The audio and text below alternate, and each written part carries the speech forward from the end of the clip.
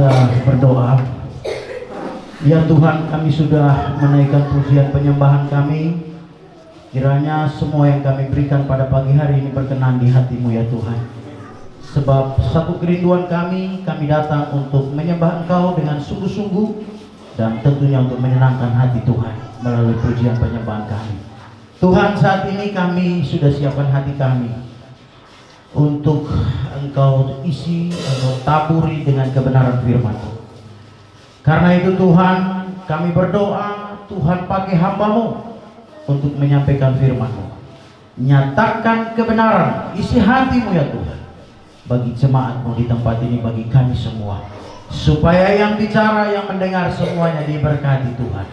Makanan rohani yang sehat dan bergizi untuk pertumbuhan iman kami, supaya iman kami juga bertumbuh secara sehat. Tuhan berikan bagi kami pada pagi hari ini. Di dalam nama Tuhan Yesus Kristus kami berdoa, siapkan hati, sambut kebenaran firman Tuhan. Haleluya, amin. Silakan duduk kembali. Ya, shalom. Begini banyak orang kok suaranya loyo. Shalom. Iya, itu dulu, baru luar biasa. Tepuk tangan dulu buat Tuhan. Bapak Ibu Saudara yang kekasih di dalam Tuhan, ya pagi ini saya masih kembali lagi bermain musik. Karena memang hari-hari ini pemain musik itu susah banget kita cari pemain musik. Jadi kita harus banyak berdoa untuk bisa kita dapatkan pemain musik yang baru. Ya, karena pemain-pemain musik kita yang kemarin tuh semua karena di gereja-gereja mereka lagi off. Lagi tidak beribadah. Sehingga mereka main di tempat kita. Tapi sekarang tidak ada. Ya, untung Bapak Gembala sedikit-sedikit bisa main. Kalau tidak, ya udah ini pagi kita pakai gitar aja kali ya. Ya, puji Tuhan. Tapi saya percaya semua sukacita, amin. Ya, semua sukacita. Yang bingung saya. Jadi mikir mau main musik apa mau siap firman Tuhan. Akhirnya semalam saya milih tidak latihan. Saya tidak latihan, biarin aja. Saya lihat lagu-lagu, wah Vero pintar. Lagu-lagu yang memang sudah lagu-lagu lama begitu. Jadi sudah terbiasa. Nah, Bapak Ibu Saudara yang kekasih dalam Tuhan, pagi hari ini kembali saya akan memenuhi janji saya untuk menyampaikan firman Tuhan kepada saudara-saudara sekalian. Sebetulnya masih berkaitan dengan beberapa khotbah saya yang secara berseri telah saya sampaikan kepada saudara-saudara sekalian ketika saya menyampaikan firman Tuhan dengan tema besar Gereja Roh, ya, Gereja Roh. Jadi saya ingin sedikit flashback untuk itu.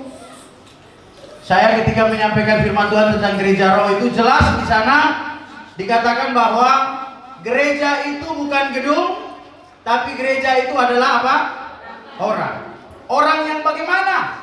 Orang yang sudah percaya terima Yesus sebagai Tuhan dan Juru Selamat. Ya, itulah gereja. Ya, itulah gereja. Tetapi memang kita menyadari di dalam hidup kekristenan kita sebagai orang percaya, sebagai gereja, jatuh bangun itu ada. Kita sering mengalami kelemahan, keletihan rohani. Ya, kita sering mengalami bahkan kejatuhan, ketidakmampuan untuk kita berdiri teguh karena angin, badai, tantangan yang begitu kuat menghantam kita. Masalah persoalan yang begitu kuat menghantam kita sehingga kita goyah dan barangkali pernah sampai ambruk, jatuh, saudara. Saya kira pengalaman kekristenan kita tidak jauh berbeda, amin. Ya, kalau dalam hal itu, ya, asal jangan sama dengan lagu dangdut, jatuh bangun aku. Nah, tidak boleh, ya. Itu mengejar yang begitu-begitu. Kalau kita mengejar Tuhan, amin. Bagaimana supaya kita bisa tetap dekat dengan Tuhan? Ini sering kali kita mengalami kegagalan, saudara. Ya, mengalami kegagalan. Sehingga juga saudara, kalau tadi di dalam kita mengucapkan pengakuan iman rasuli, kita ada satu kalimat yang bilang gereja yang kudus dan am. Seringkali membuat orang salah memahami tentang gereja yang kudus itu seperti apa. Ya, gereja yang kudus itu bagaimana? Ya, hari ini saya akan menyampaikan firman Tuhan tentang kata kudus itu, ya, gereja yang kudus, ya. Gereja itu menurut Alkitab bangsa yang kudus, disebut sebagai bangsa yang kudus, gitu ya. Tapi sebelum saya masuk untuk menjelaskan tentang bangsa yang kudus itu, saya lebih mau pada pagi hari ini memberikan kita pemahaman tentang kudus itu apa, gitu ya. Kudus itu apa? Ini kan janji saya, ya. Karena masih banyak orang Kristen hari ini salah mengerti tentang kata kudus, ya, salah memahami makna dari kata kudus itu. Kenapa kita orang Indonesia hanya berpatokan pada bahasa Indonesia, ya, dengan makna yang sesuai dengan Indonesia, gitu, ya, Indonesia. Sebetulnya Bapak Ibu, kata kudus itu sama sekali, hampir sama sekali tidak ada kaitannya dengan yang di dalam bahasa Indonesia, makna yang ada di dalam bahasa Indonesia itu, ya. Hanya bagian, tetapi sebetulnya tidak seperti itu. Karena saya harus mengajar saudara berdasarkan Alkitab, bukan berdasarkan kamus bahasa Indonesia. Gitu ya, amin. Ya, berdasarkan Alkitab. Mari kita buka dulu 1 Petrus pasal 2 ayat 9. 1 Petrus pasal 2 ayat 9. 1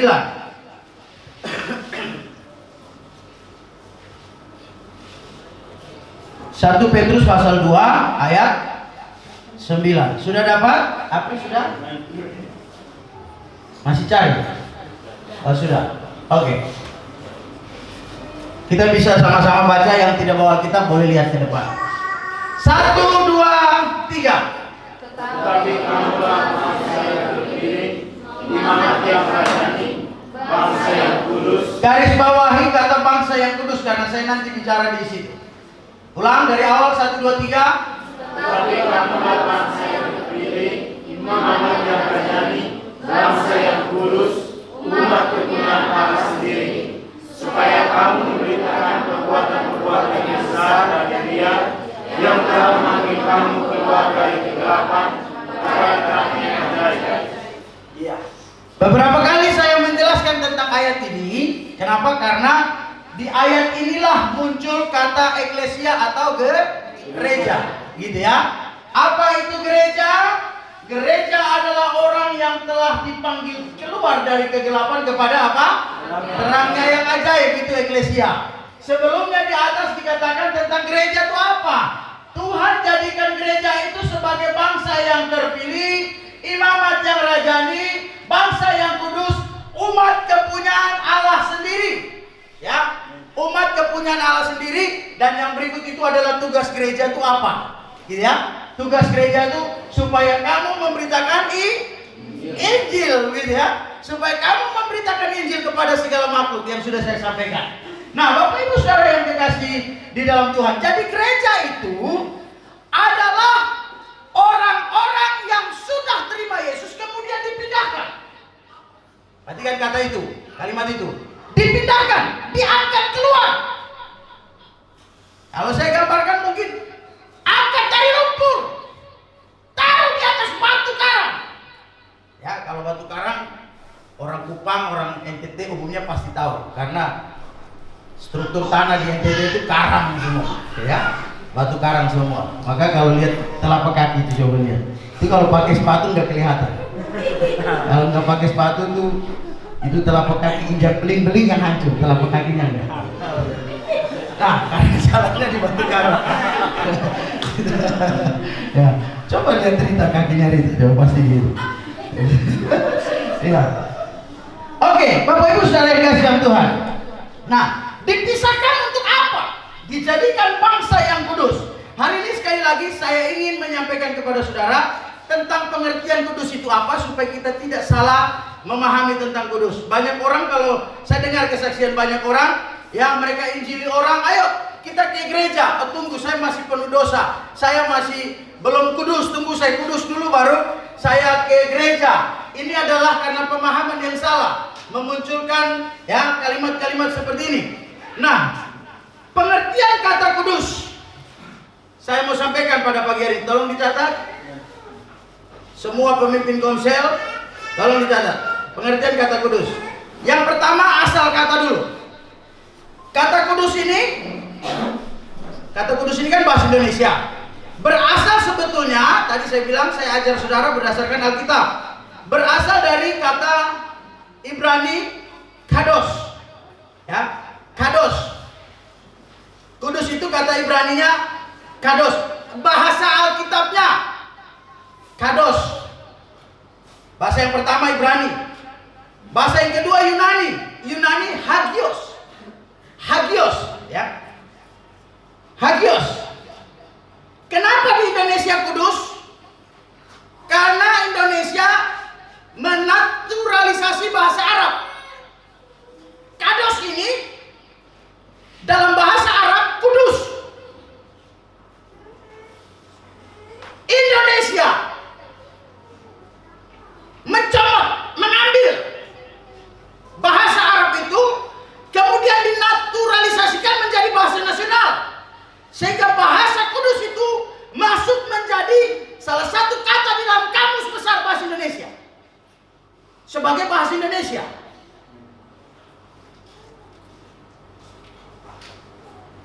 Ya. Sekarang kalau saudara buka kamus bahasa Indonesia, kata kudus itu nanti ada punya pengertian suci. Suci. Suci itu dari bahasa mana? Juga bukan Indonesia. Sebetulnya dari bahasa Jawa itu. Bahasa daerah yang dinasionalisasikan. Itu bahasa Indonesia. Karena bahasa yang rumpun Melayu itu paling miskin kosakata di muka bumi ini. Begitu. Sehingga dia banyak mengambil bahasa daerah, dijadikan bahasa nasional, ambil bahasa luar negeri, bahasa Inggris, bahasa mana-mana, dinasionalisasi, dinaturalisasikan, dibuat jadi bahasa Indonesia, gitu ya. Sehingga bahasa Indonesia sekarang banyak sekali kata-kata yang ya memang memperkaya bahasa kita ini. Pengertiannya sekarang, nanti kalau tadi kan saya udah bilang bahwa Indonesia punya pengertian suci. Nanti saya akan kasih tahu saudara. Saya tidak menyalahkan, tapi saya bilang tidak tepat. Nanti lihat.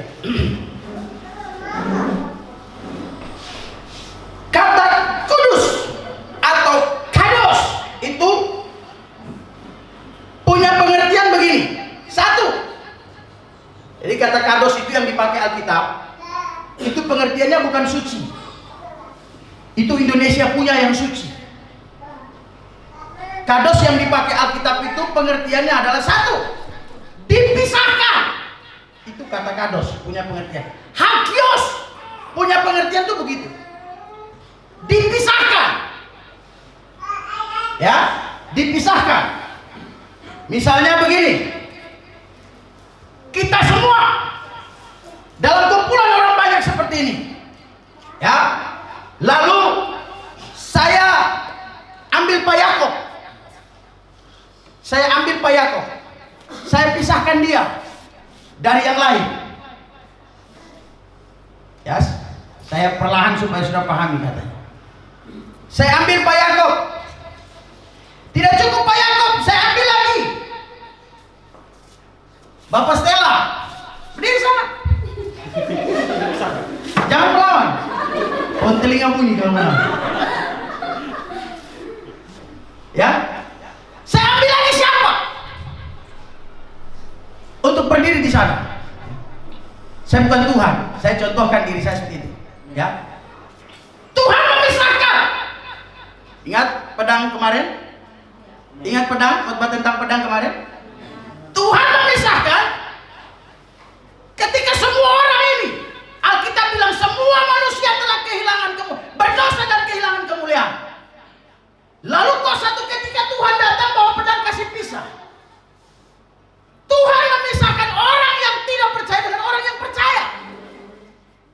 Amin. Sekarang saya tanya, kenapa mereka menjadi dipisahkan Tuhan seperti ini? Karena apa? Perhatikan, ingat khotbah saya tentang Yohanes pasal 3:16. Karena begitu besar kasih Allah akan dunia ini, Yesus disediakan buat kita semua.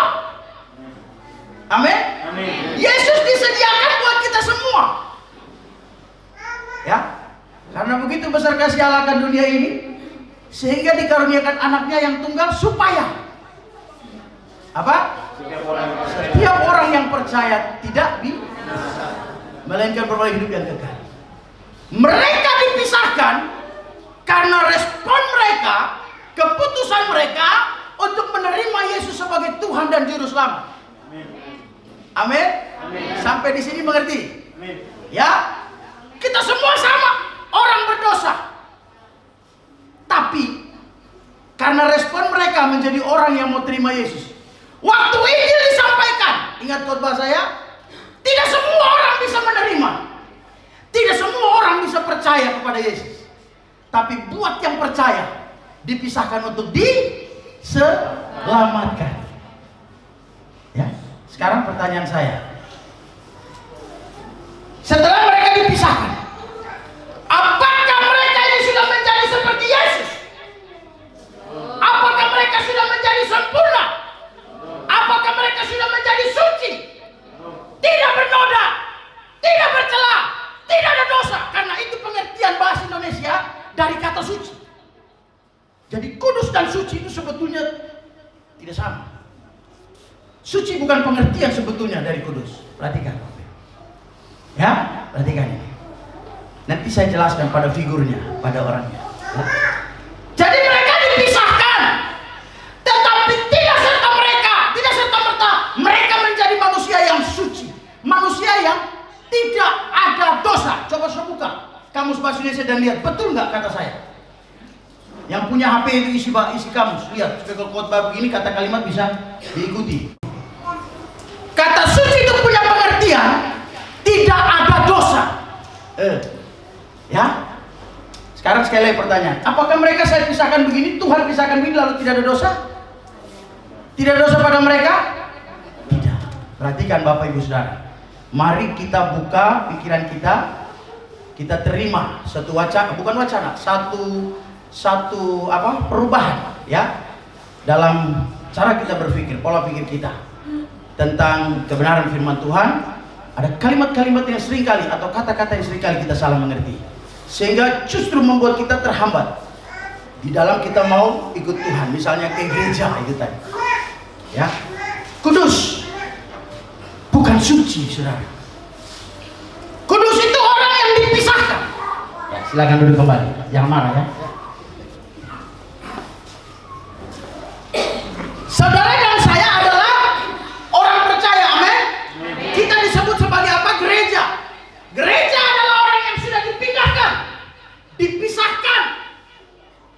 Jadi kita memang ada sama-sama hidup dengan orang lain, tapi sesungguhnya secara rohani, dalam pandangan Tuhan, kita sudah menjadi orang-orang yang dipisahkan dari manusia yang lain. Karena keputusan kita percaya kepada Yesus, kita dipisahkan.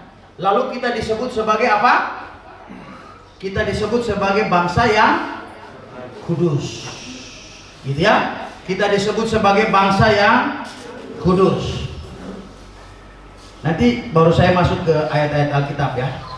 Yang kedua, pengertian yang kedua, di kados itu punya pengertian yang kedua, dikhususkan. Dikhususkan. Sekarang orang lain lagi. Ya, Vero, sini. Wah, terima kasih dia datang juga. Ya, saya pilih Vero. Vero ini percaya sama Tuhan, terima Yesus sebagai Tuhan dan Juru Selamat, lalu dipisahkan. Sekarang Oci, sini. Oci percaya terima Yesus, diselamatkan, dipisahkan dari saudara sekalian, karena saudara masih penuh dengan dosa. Dia juga. Karena saudara gambaran dari orang yang belum terima Tuhan, gitu maksudnya. Ya. Sekarang saya ambil lagi Bu Ita. Sini. Bu Ita. Ya. Coba saudara perhatikan, ya. Mereka bertiga adalah orang yang sudah terima Tuhan sehingga dipisahkan dari yang lain. Ya, dipisahkan dari yang lain. Sekarang, pengertian yang kedua kata kados adalah dikhususkan. Sekarang saya ambil Oci. Dari mereka semuanya saya ambil Oci. Taruh di sini. Oci, lu sekolah pendeta, lu saya siapkan untuk jadi pendeta, untuk jadi gembala, melayani umatku. Perhatikan. Maksud kedua kata kados, ya. Oci, ambil dari mereka yang sudah percaya, gitu ya.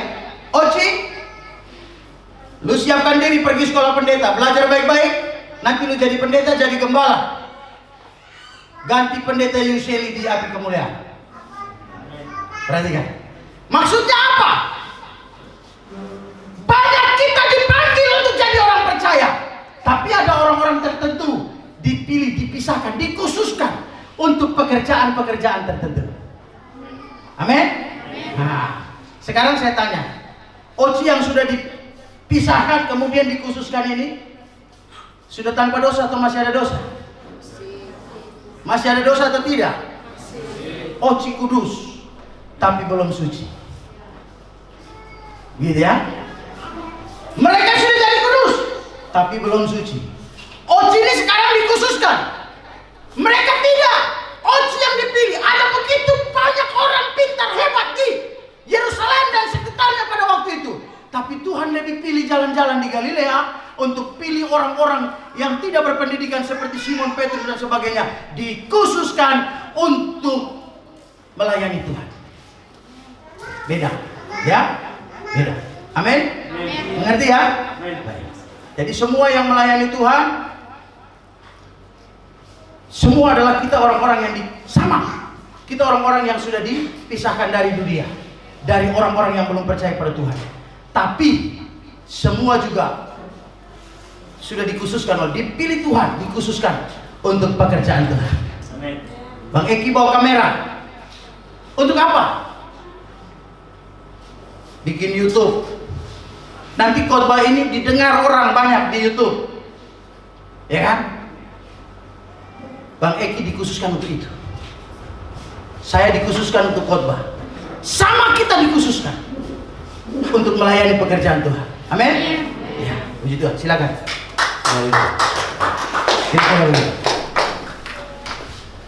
Sudah, pengertian yang ketiga. Saya berharap setelah ini pola pikir kita benar-benar berubah. Pengertian yang ketiga, saya sudah katakan tadi. Sebetulnya saya nggak setuju. Sahabat, saya kasih contoh lagi dulu yang tadi ya, dikhususkan itu bisa supaya saudara lebih jelas, lebih mengerti. Waktu Tuhan menciptakan manusia, Tuhan menciptakan dunia ada berapa hari? Ada berapa hari? 7 dong. Hari itu ada 7. Tuhan bekerja 6 hari, lalu hari yang terakhir hari ke-7 dia bilang apa? Dikhususkan. Tuhan beristirahat. Lalu pada perkembangannya bersama bangsa Israel dia bilang hari yang ke-7 itu disebut sebagai hari apa? Hari Sabat. Hari ada 6 hari, tapi dia ambil 1 hari dikhususkan untuk menjadi hari Sabat. Hari umat Tuhan beribadah. Amin. Perjamuan. Perjamuan itu makan bersama. Gitu ya? Makan bersama. Kita bikin kegiatan gereja, perjamuan kasih, makan bersama. Kita makan bersama, ya. Tapi ada perjamuan yang dikhususkan, yaitu makan daging dan minum darah Yesus, disebut sebagai perjamuan kudus. Itu perjamuan yang khusus. Makin paham ya? Nah, sekarang pengertian yang ketiga.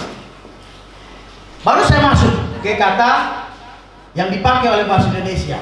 Kudus itu, kalau saudara buka kata kudus, itu yang pertama muncul adalah di bahasa Indonesia itu yang pertama muncul adalah pengertiannya adalah suci. Suci, ya. Nah, tapi lucu, nanti kalau saudara buka kata suci, Pengertian bahasa Indonesia itu ada beberapa. Pengertian yang kedua di situ dia sebut tidak ada dosa. Tanpa dosa, ya. Jadi sebetulnya suci itu bukan pengertian dari kudus. Kalaupun disebut pengertian, hanya karena bahasa Indonesia menulisnya sebagai pengertian. Kalau saya memahami begitu, ya, memahami begitu. Karena suci itu seperti ini. Semua ada pegang handphone ya? Ada pegang handphone enggak?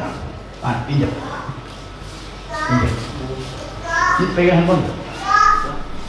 Nggak usah takut handphone puruk, justru saya butuh yang puruk-puruk gitu. Pinjam lagi handphone. Saya tahu punya payah paling mahal. Oh, udah pindah tangan. Nah, itu yang paling mahal. Terima kasih ya, hari ini saya dapat handphone banyak banget. Nah, saya perhatikan, ada berapa handphone di tangan saya? Ya. Saya mau jelaskan kata suci. Semua udah pakai ini apa?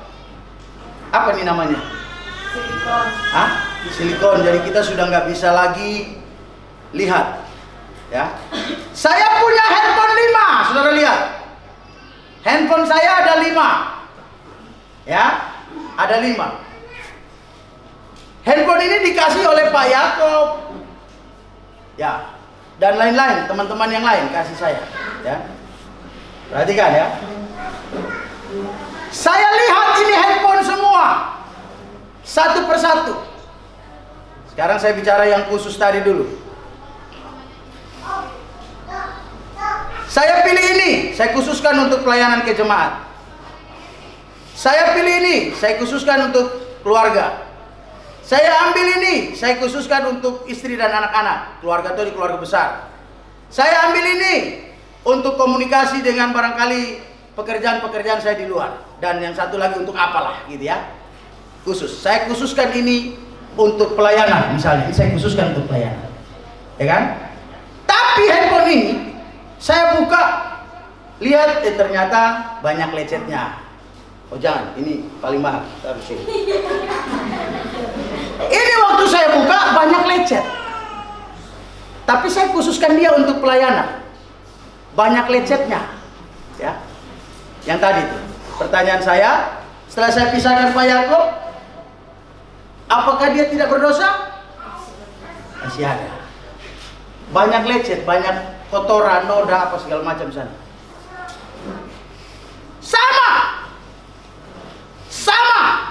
Sama, banyak noda. Saya khususkan, saya pisahkan, saya khususkan untuk ini dan itu. Sama. Tapi yang satu ini, ternyata waktu saya lihat, mulus. Masih mulus. Tidak ada coret-coret, tidak ada apa sama sekali. Itu yang dimaksudkan dengan suci. Ya. Yang lain banyak, tapi yang satu ini sama sekali tidak ada gores satupun, ya. Dan saking mahalnya debu juga nggak ada.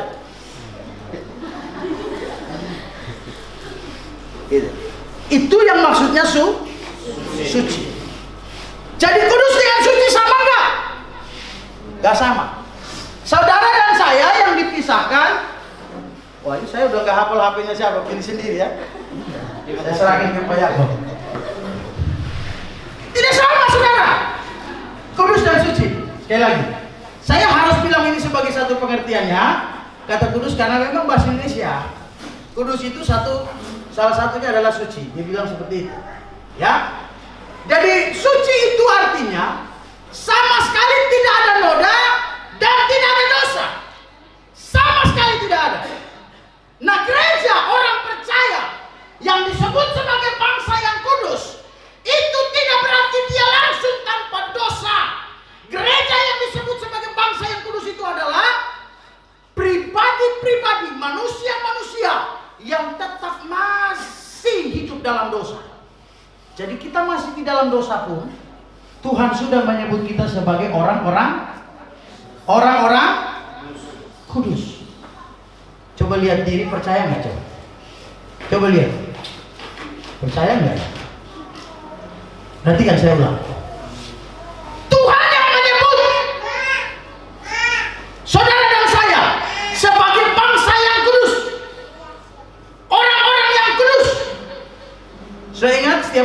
jemaat masuk, jemaat yang baru saya perkenalkan, bangkit berdiri, salami, setelah itu kita nyanyi sambut selamat datang.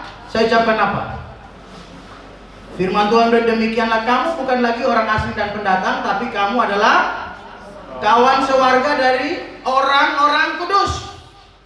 Ini orang-orang kudus, Tuhan yang bilang. Orang-orang kudus ini penuh dengan noda dan dosa. Jadi Pak Yakob itu masih penuh dengan noda dan dosa, tapi dia orang kudus. Saya, pendeta ini, Tuhan menyebutkan saya karena saya percaya kepada Yesus. Saya adalah orang kudus, tapi saya masih penuh dengan dosa, bahkan banyak sekali dosa. Dalam kondisi berdosa, Tuhan sudah memisahkan saya untuk menyebut saya sebagai orang kudus. Karena apa? Keputusan saya menerima Yesus sebagai Tuhan dan Juru Selamat. Jadi semua yang sudah terima Yesus sebagai Tuhan dan Juru Selamat harus percaya, harus yakin bahwa dia adalah orang kudus. Amin. Nah, sekarang kita buktikan dengan firman Tuhan. Mari kita buka Efesus pasal 2 ayat 19. Orang percaya atau gereja disebut kudus atau orang-orang kudus atau orang kudus. Ya.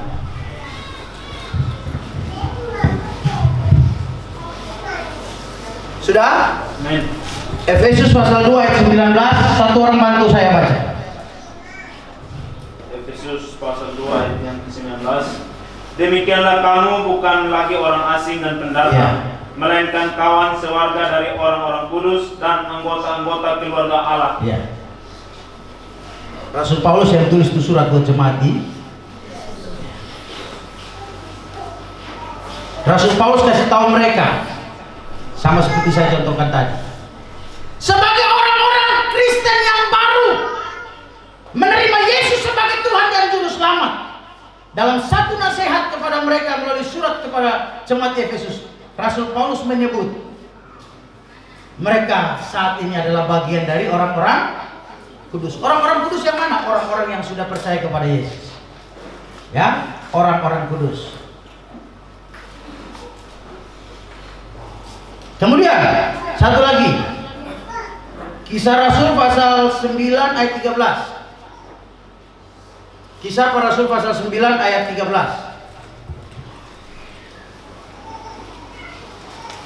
Satu orang bantu, mahasiswa cepat. Satu siapa yang dapat, silakan. Sudah? Kisah Rasul pasal 9 ayat 13. Ya. Jawab Ananias, Tuhan, dari banyak orang telah mendengar tentang orang itu, betapa banyaknya kejahatan yang dilakukannya terhadap orang-orang kudus-Mu di Yerusalem. Ya.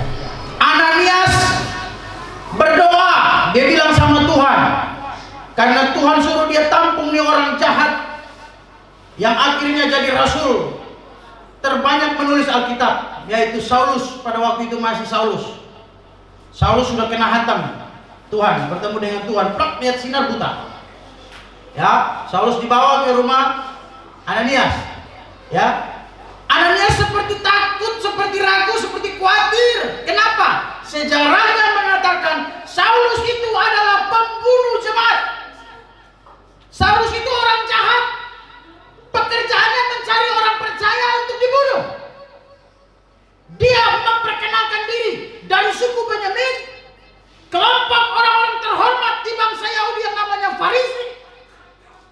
Orang-orang yang ahli di dalam pengetahuan akan Taurat dan kitab para nabi, yang pada waktu itu berlaku. Belum ada Injil, belum ada Perjanjian Baru. Artinya dia pakar, orang pintar, doktor teologi pada waktu itu. Nah, kalau sudah baca Kisah Para Rasul pasal 19, Rasul Paulus juga mengajar di tempat kuliah namanya Tiranus. Artinya Rasul Paulus juga seorang dosen teologi. Bahkan mungkin dia bergelar dokter. Ya, tulisan-tulisannya banyak dipakai untuk sepanjang dunia ini ada tulisan-tulisannya banyak dipakai sebagai referensi untuk mahasiswa teologi menulis skripsi, tesis, disertasi dan sebagainya. untuk S1, S2, S3. Rasul Paulus punya tulisan, tidak pernah ditinggalkan. Hebat kan? Awalnya dia adalah penjahat. Kejahatan nomor satu adalah membunuh jemaat. Nah, jemaat yang dimaksudkan oleh Ananias itu menyebutnya sebagai apa? Orang-orang kudus. Jemaat Tuhan yang ada, saudara adalah orang-orang kudus, katakan amin. Kenapa? Karena saudara sudah terima Yesus sebagai Tuhan. Saudara sudah dipisahkan, kados. Sudah berlangsung. Sudah terjadi atas hidup saudara. Hagios sudah terjadi pada hidup saudara. Kita sudah dipisahkan. Kita sudah dikeluarkan dari gelap kepada terang yang ajaib. Sudah. Kalau saya ajak saudara buat testimoni tentang kehidupan iman Kristen kita, pasti saya percaya semua tiap hari akan mengatakan, tiap hari saya minta ampun dosa karena tiap hari saya berdosa. Amin. Betul? Nah, tiap hari kita berdosa. Penuh dengan dosa. Lihat Vero di sini pimpin pujian tadi. Wah, saya yang main musik juga kayaknya udah terbang melayang lihat dia main. Dia mimpin pujian. Luar biasa nih. Coba tanya dia. Pasti dia bilang tiap hari saya juga punya kesalahan. Betul nggak? Betul. Semua kita. Tapi sekali lagi Tuhan yang menyebut.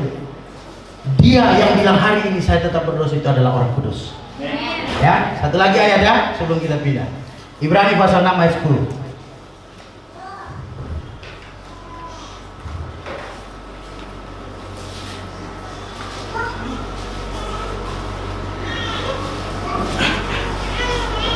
Ibrani pasal 6 ayat 10. Yang sudah dapat langsung baca. Ibrani pasal 6 ayat 10. Sebab Allah bukan tidak adil sehingga Ia lupakan pekerjaanmu dan kasihmu yang kamu tunjukkan terhadap namanya oleh pelayanan kamu kepada orang-orang kudus yang masih kamu lakukan sampai sekarang. Ya, saya tidak menjelaskan tentang konteks firman Tuhan itu. Saya hanya ambil kata orang-orang kudus itu ya. Melayani orang-orang kudus. Saya melayani saudara. Saya sedang melayani orang-orang kudus. Amin. Amin. Ya dong, ya. Saya sedang melayani orang-orang kudus. Sekarang lihat kanan kiri. Kamu orang kudus. Katakan amin. Kamu orang kudus. Kamu orang kudus. Kalau masih ada yang belum, itu artinya dia belum paham khotbah ini. Nanti tunggu saya khotbah sendiri buat dia. Coba lihat kanan kiri. Tunjuk, sama-sama tunjuk. Pastikan kamu orang kudus. Kamu orang kudus. Buang konsep sudah nih. Oh, saya bukan orang kudus, saya orang berdosa. Saya orang berdosa, saya bukan orang kudus. Ini tadi sudah jelas ya, khotbah saya. Orang kudus Tuhan yang menyebut karena sudah percaya kepada Tuhan, tapi tidak serta-merta membuat saudara menjadi orang yang tidak ada dosa. Saudara dan saya sampai mati akan tetap jadi orang berdosa. Tapi ketika hidup kita diproses terus berubah terus sampai akhirnya berkenan di hadapan Tuhan, kita diangkat naik ke sorga. Sampai di sana kita disebut orang suci. Kembali seperti Adam dan Hawa. Saya sudah pernah jelasin. Adam dan Hawa waktu diciptakan sebelum jatuh dalam dosa. Ya? Karena Adam dan Hawa jatuh dalam dosa, kita semua manusia ikut mengalami yang namanya dosa, menjadi orang-orang berdosa. Ya? Sekali lagi, lihat kanan kiri, bilang kamu orang kudus. Kamu orang kudus. Bapak Reva jangan sengaja lihat ke lain, Mama Reva lagi lihat, balas lihat gitu. Istrinya lihat dia malah lihat ke tempat lain. Bang kuliah, kenapa takut?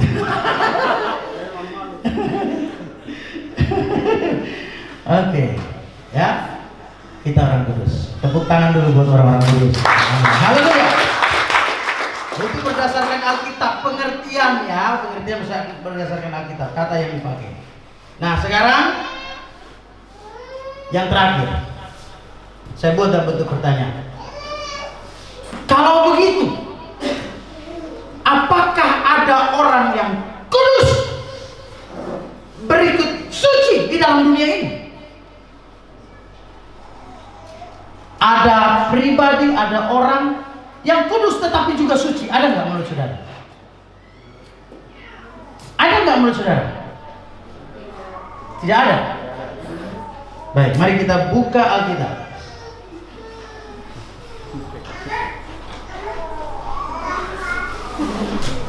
Roma pasal 3 ayat 25. Roma pasal 3 ayat 25.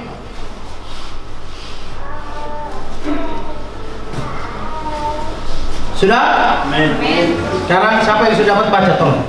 Kristus Yesus telah ditentukan Allah menjadi jalan pendamaian karena iman dalam darahnya. Hal ini dibuatnya untuk menunjukkan kehadirannya karena kita membiarkan dosa-dosa yang telah terjadi dahulu pada masa kesabarannya. Ya. Perhatikan. Kristus Yesus telah di apa? Tentukan Allah. Ditentukan, dipilih, dikhususkan untuk menjadi jalan pendamaian bagi dosa-dosa dunia. Jalan pendamaian untuk manusia bisa berdamai dengan Allah. Karena sepanjang manusia masih berdosa, belum terima Dia sebagai Tuhan dan Juru Selamat, manusia adalah musuh Allah. Itu Alkitab yang bilang. Ketika Adam dan Hawa jatuh dalam dosa dan tidak mau bertobat, sepanjang dia tidak bertobat, dia adalah musuh Allah. Dosa itu adalah musuh Allah. Dosa itu yang ada dalam manusia itulah yang menjadi musuh daripada Allah. Tapi Alkitab bilang kan, karena begitu besar kasih Allah dan seterusnya, dikaruniakan apa? Yesus. Ya, Yesus manusia yang dipisahkan, kudus dipisahkan, kados dipisahkan, dipilih untuk pekerjaan-pekerjaan tertentu, kudus, pekerjaan-pekerjaan yang tertentu. Yang tadi pengertian yang kedua, khusus, ya, dikhususkan untuk pekerjaan-pekerjaan yang tertentu. Pekerjaan apa? Menyelamatkan isi dunia dari hukuman kematian kekal. Menyelamatkan isi dunia dari dosa-dosa yang mengikat. Dengan cara salibkan, bunuh di atas kayu salib. Pekerjaan yang belum tentu bisa dikerjakan oleh manusia biasa. Dia dipilih khusus untuk mengerjakannya. Sekarang kita buka lagi 1 Yohanes 3 ayat 5.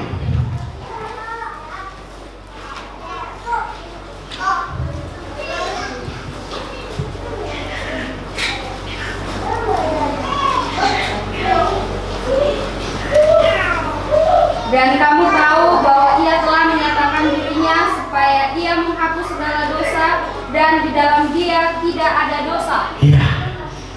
Yesus ini yang dipilih untuk apa? Ia telah menyatakan dirinya supaya Ia menghapus dosa dunia.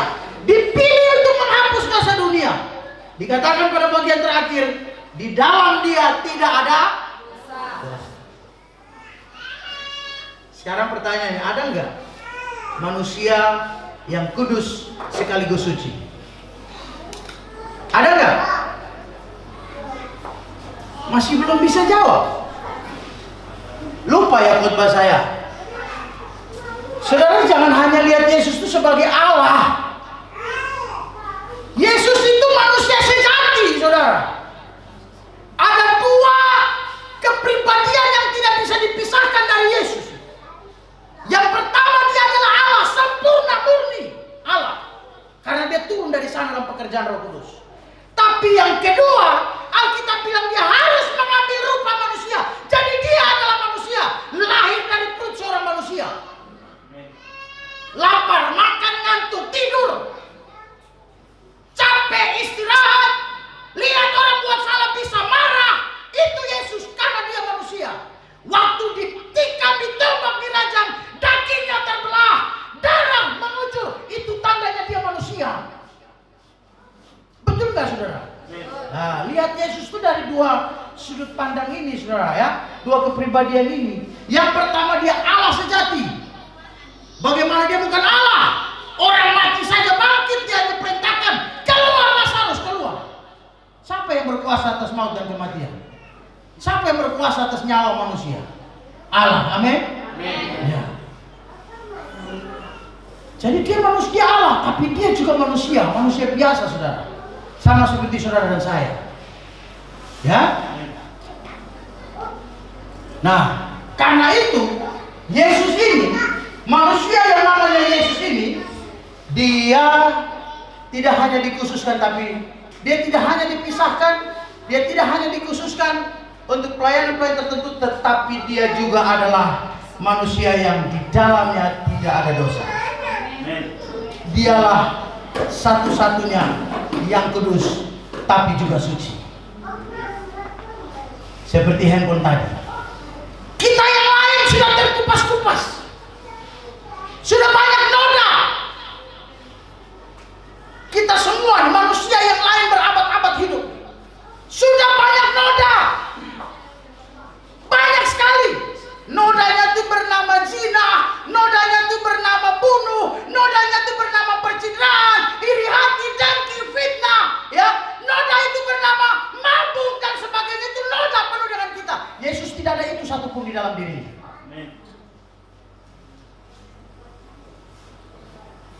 Kalau kita harus akui,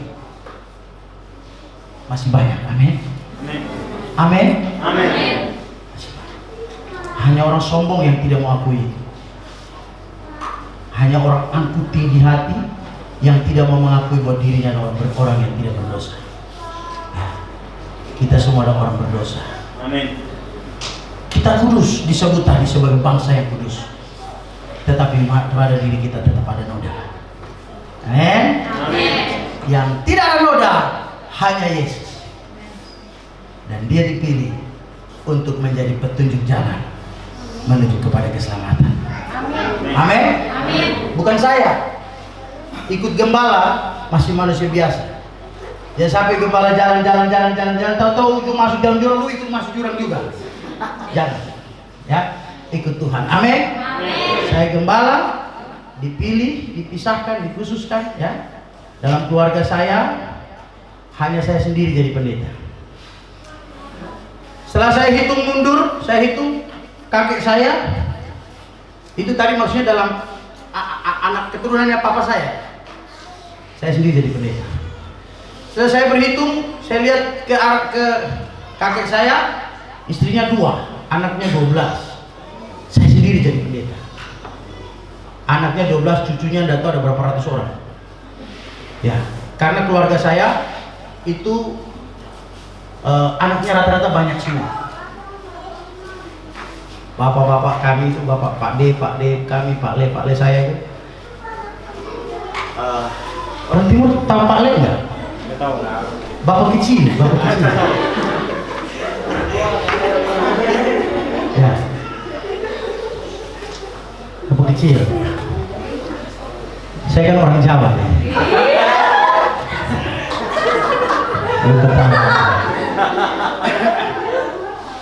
Ya, jadi itu semua anaknya banyak.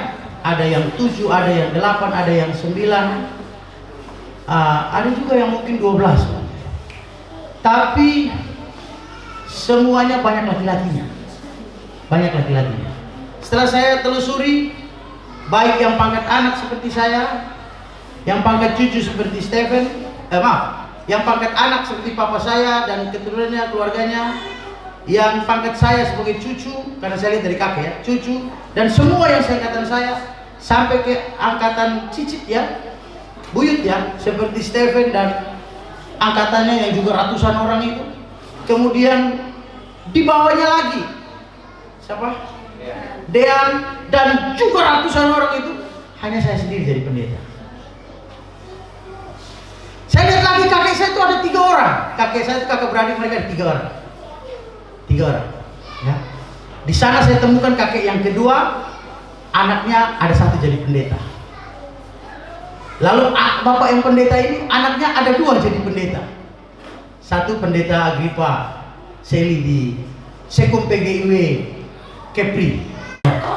Jadi ada 3 orang jadi pendeta. Ya. Sekarang keluarga panggil, pendeta harus pulang, mau bikin apa, doa untuk keluarga apa segala macam. Saya dapat telepon dari kakak yang di di Batam. Kita dua harus pulang. Kenapa? Kita dua yang disuruh pulang, yang lain tidak. Jadi ada yang dipisahkan, tapi juga ada yang dikhususkan. Amin. Tapi setelah jadi pendeta, apakah saya tidak punya noda, tidak punya dosa? Banyak sekali, ya, banyak sekali noda dan dosa saya. Setiap hari, dan setiap hari saya harus minta ampun sama Tuhan. Itu tandanya bahwa saya berdosa setiap hari. Ya, saya dan saudara sama berkaca pada satu pribadi yang tidak ada dosa, kata Alkitab tadi. 1 Yohanes pasal 3 ayat 5, yang tidak ada dosa di dalamnya, yaitu manusia yang bernama Yesus Kristus. Hanya Dia kudus dan suci. Amin. Mengerti ya saudara? Yang saya sampaikan tentang kudus. Sekali lagi katakan, saya orang kudus. Pemain musik naik dulu, pemain musik Pak Nifat minta tolong. Saya pegang dada, pegang. Saya orang kudus. Waktu saudara bilang saya orang kudus, pemahaman saudara apa? Apa? Saya sudah dipisahkan dari dunia, amin. Karena saya percaya kepada Yesus. Banyak orang berdosa, saudara dan saya juga orang berdosa. Tapi kita orang berdosa yang sudah dipisahkan dan disebut kados atau kudus, ya. Puji Tuhan. Bapak Ibu, mari kita bangkit berdiri, kita mau datang pada Tuhan.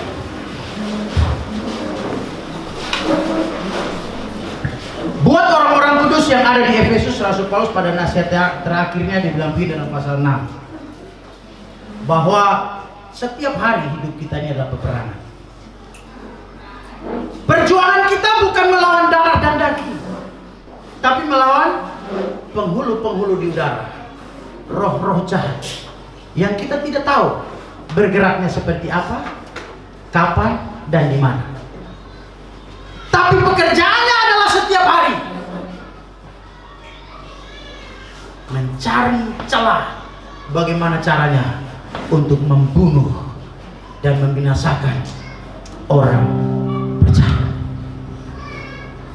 Saudara yang kasih dalam Tuhan, karena hari hidup kita peperangan, kita harus bersiap.